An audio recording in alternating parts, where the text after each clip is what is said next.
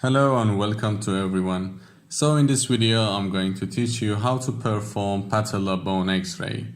Without any further delay, let's jump into the first projection. First, PA projection.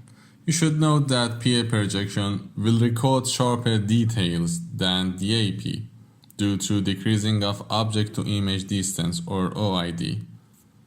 It means patella bone is more close to image receptor.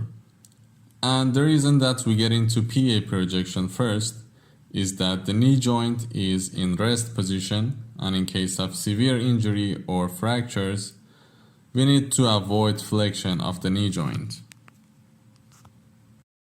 Okay, so make the patient prone on the X-ray table, and if the patient is in pain, you can put supports under the leg and thigh. Then center the image receptor to the patella. As you know, as a general rule, when we have the parts at the center of IR, we have less distortion and better details. Then adjust the leg to make patella parallel with IR. For this purpose, you may need to rotate the leg internally. Central ray should be perpendicular to mid-popliteal area. And if you don't want to visualize the whole knee joint, collimate closely to the patella area, and no need to open the X-ray cone beam widely, as it will affect the image quality and sharpness. The next projection should be lateral, so place the patient in lateral recumbent position into the affected side. A support under the ankle may help the knee joint to be at true lateral position and make the patient more comfortable. Then flex the knee joint just about 5 to 10 degrees to increase the space between patella and femur. However, overflexion may reduce this space. And please note that you should avoid this flexion in the patient with severe trauma, and you can perform the projection without any flexion.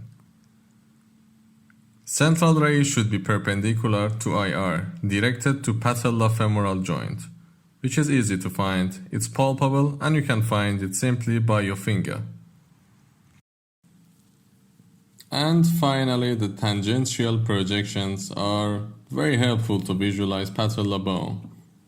However, you should consider that in case of severe trauma, you should avoid knee flexion and consequently these projections as well. Okay, so as we can notice in this picture, there are different views and ways to perform these tangential X-rays.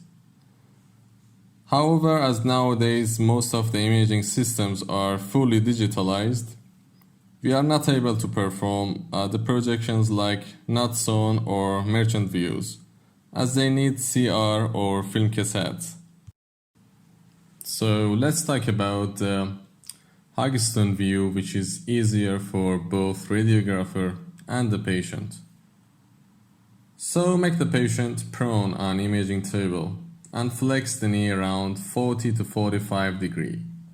You can use a bandage or a hospital gun so the patient can hold the leg with his hand to avoid any unwanted movement.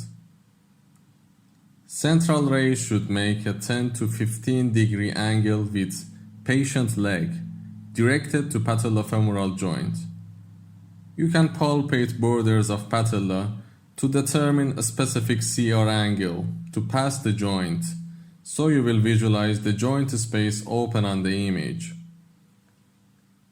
Major advantages of this method are that it doesn't require any specific equipment and it's somehow a comfortable position for the patient.